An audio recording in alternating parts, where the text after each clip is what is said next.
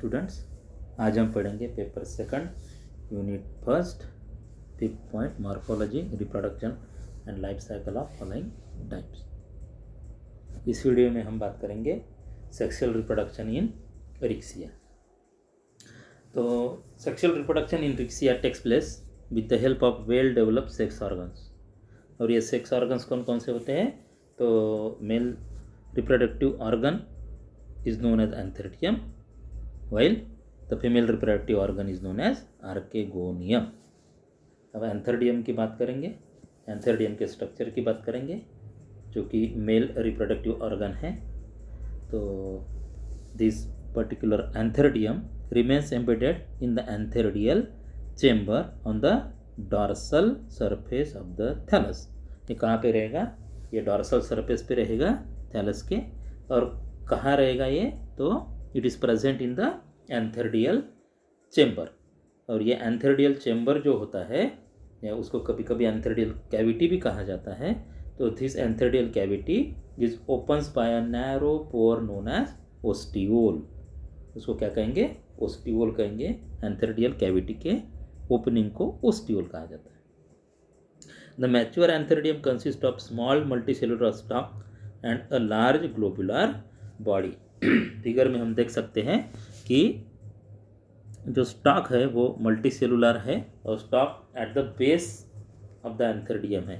Antheridium का base जो है वो स्टॉक से बना है जो मल्टीसेलुलर है, और उसके ऊपर एक लार्ज ग्लोबुलर बॉडी है जिसके अंदर हम देख सकते हैं कि एंड्रोसाइट्स हैं। और जो बॉडी है वो बॉडी जैकेट से कवर की हुई है। ओके। तो ये जो एंड्रोसाइट्स है, एंड्रोसाइट्स जो होते हैं वो एंथेरोजॉइड्स मदर सेल्स होते हैं। मतलब वो क्या करेंगे? डेवलपमेंट के बाद में, यानी वो undergoes Metamorphosis and forms the antherozoids. और एंथेरोजॉइड्स जो होते हैं वो कैसे होते हैं? छोटे छोटे टाइनी स्ट्रक्चर्स होते हैं जिनको फ्लैजेला होते हैं। तो in this case there are 2 flagellas present. और ये जो फ्लैजेला है वो क्या करते हैं? एंथेरोजॉइड की मूवमेंट के लिए रिस्पॉन्सिबल होते हैं। हम फिगर एन एंथेरोजॉइड में हम देख सकते हैं फ्लैजेला। अब नेक्स्ट बात करेंगे female reproductive organ that is archegonium की। तो आर्केगोनियम जो है as that of the antheridium, archegonium also borns in the archegonial chamber. Archegonial chamber में ये रहता है। Each archegonium is attach to the floor of the chamber by a short multicellular stalk. यहाँ पे हम देख सकते हैं एक के नीचे में जो सेल्स हैं वो स्टॉक के सेल्स है। It is a flask shape structure, जैसे केमिस्ट्री में हम कोनिकल फ्लास्क यूज़ करते हैं ना, उस शेप का ये स्ट्रक्चर होता है। And it is differentiated into lower basal swollen venter and जो अपर इलोंगेटेड पोर्शन होता है, जो लॉन्ग होता है, उसको क्या कहेंगे? हम नेक कहेंगे। The venter contains venter canal cells. हम फिगर में देख सकते हैं वेंटर कैनाल सेल्स है ना, सॉरी वेंटर कैनाल सेल एक ही रहती है। और नेक रीजन में 4 नेक कैनाल सेल्स होते हैं। कितने होते हैं? 4 नेक कैनाल सेल्स। और नेक जो है, neck at its upper portion is covered by the cover cells. Fertilization की बात करेंगे। फर्टिलाइजेशन जो है, फर्टिलाइजेशन के लिए वाटर इसेंशियल होता है। तो क्यों होता है? Liberation of antherocytes from antheridium, second transfer of antherocytes to the archegonium, and third disintegration of neck canal cells and venter canal cells to form the mucilaginous substance. ये 3 अलग अलग स्टेप्स कैरी फॉरवर्ड करने के लिए water का presence बहुत ज़्यादा ज़रूरी होता है। तो फर्टिलाइजेशन कैसे होता है? तो सबसे पहले क्या होगा? एंथेरोसाइट्स, एंथेरिडियम में जो एंड्रोसाइट्स थे, एंड्रोसाइट्स डेवलप होंगे एंथेरोसाइट्स में। एंथेरोसाइट्स में होता है मेल गैमेट। ओके। और जो एंथेरोजॉइड है वो मूव करेंगे एंथेरिडियम से आर्केगोनियम तक। और तीसरी चीज़, जब वेंटर में वो एंटर होगा, आर्केगोनियम में एंटर होगा, तब उनके लिए एक पैसेज होना ज़रूरी है। तो तो ये पैसेज कैसे बनेगा? By the disintegration of neck canal cells and ventral canal cells, और वो क्या फॉर्म करेंगे? Mucilaginous substance. तो ये म्यूसिलेजिनस सब्सटेंस फॉर्म करते हैं, तो इसका भी एक फंक्शन है, वो मैं बताऊंगा अभी।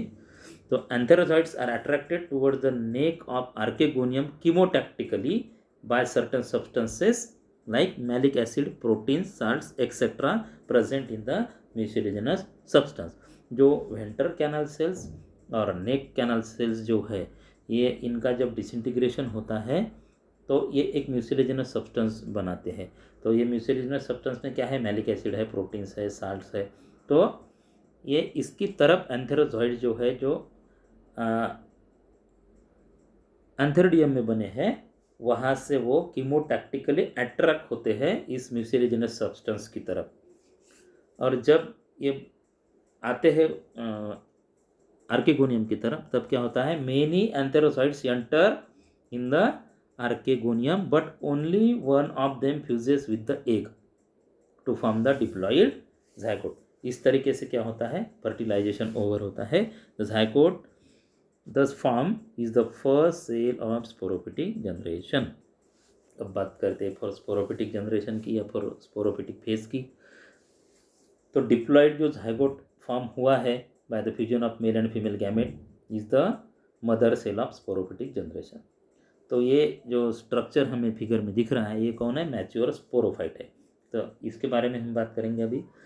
तो कैसा होता है ये होता है स्पेरिकल शेप होता है, सैक लाइक स्ट्रक्चर होता है ये, स्पेरिकल शेप का।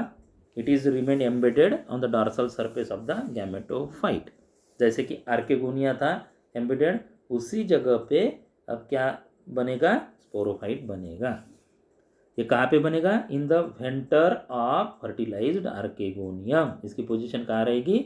जो आर्केगोनियम का वेंटर था उसी जगह पे क्या बनेगा? अभी स्पोरोफाइट बनेगा। रिक्सिया का जो स्पोरोफाइट है, it is the simplest known sporophyte among all the bryophyte. ये बहुत ज़्यादा सिंपल है। इससे आगे वाले जो होते हैं, वो आगे वाले मतलब जो एडवांस ब्रायोफाइट्स होते हैं, उनके जो स्पोरोफाइट है वो कैसे थोड़े से कॉम्प्लेक्स होते हैं। स्पोर सैक और capsule contains spore mother cells. हम यहाँ पे देख सकते हैं स्पोर टेट्राड वगैरह, है ना। तो ये टेट्राड बनने से पहले क्या था? ये स्पोर मदर सेल्स रहते हैं। Spore mother cells undergoes division and to form the spore tetrads। Spore sac covered by a single layer sterile jacket, the capsule wall। उसको क्या कहेंगे हम? कैप्सूल वॉल कहेंगे। The capsule has protective covering of two layered calyptra। यहाँ पे क्या रहेगा? और एक प्रोटेक्टिंग रहेगा, इसको प्रोटेक्टिंग कवर रहेगा, जिसको हम कैलिप्ट्रा कहेंगे। Spore mother cells divide two form the spores. तो स्पोरोफाइट में क्या बनेंगे? स्पोर्स बनेंगे। अब स्पोर्स बनने के बाद में जर्मिनेशन कैसे होगा उसका, और नया प्लांट कैसे बनेगा, ये हम देखने वाले हैं। The spore germinate when sufficient moisture is available in the substratum. जब कभी भी मॉइस्चर स्पोर्स को मिलेगा, तब ये जर्मिनेशन स्टार्ट करेंगे। The spore swells up by absorbing water. तो अगर हम स्पोर्स की बात करते हैं, तो स्पोर्स में आउटर कवर जो होती है उसकी एक्सोस्पोरियम होती है, और उसके बीच में एक मेजोस्पोरियम होती है, और अंदर वाली जो होती है वो एंडोस्पोरियम होती है। ऐसे 3 लेयर होते हैं स्पोर को। तो जब कभी भी ये एब्सॉर्ब करता है सफिशिएंट मॉइस्चर, तो क्या होता है?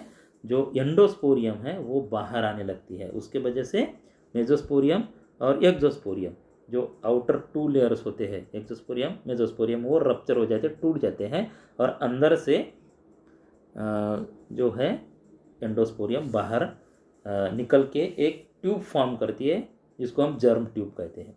Germ tube elongates rapidly and form the club shaped structure.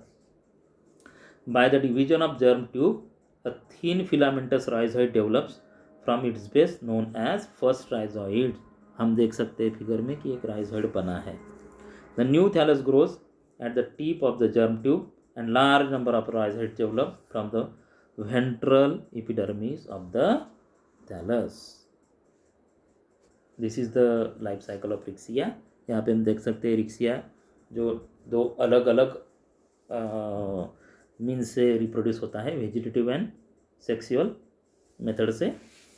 अगर हम सेक्सुअल मेथड की बात करते हैं तो मेल और फीमेल जो इसके ऑर्गन्स हैं वो दोनों भी अलग अलग होते हैं। मेल को एंथेरिडियम कहते हैं, फीमेल को आर्किगोनियम कहते हैं। एंथेरिडियम एंथेरोसाइड्स फॉर्म करते हैं जो हैप्लॉइड होते हैं, और आर्किगोनियम जो है वो एक फॉर्म करते हैं, वो भी हैप्लॉइड होते हैं। तो यहाँ तक क्या है, वो गैमेटोफिटिक जनरेशन में होते हैं, क्योंकि हैप्लॉइड जो होते हैं वो गैमेटोफाइट होते हैं। गैमेटोफिटिक जनरेशन में ही हैप्लॉइड कंडीशन होती है। गैमेटोफाइट मतलब गैमेट फॉर्म करने वाला प्लांट की फेज है ना। उसके बाद में एंथेरोसाइट्स और एग, ये दोनों का फर्टिलाइजेशन होता है, फ्यूजन होता है और झाइगोट फॉर्म होता है। वो स्पोर जिसको हम कहते हैं वो अभी डिप्लॉयड हो गया, तो अभी स्टार्ट हो रही है स्पोरोफिटिक जनरेशन।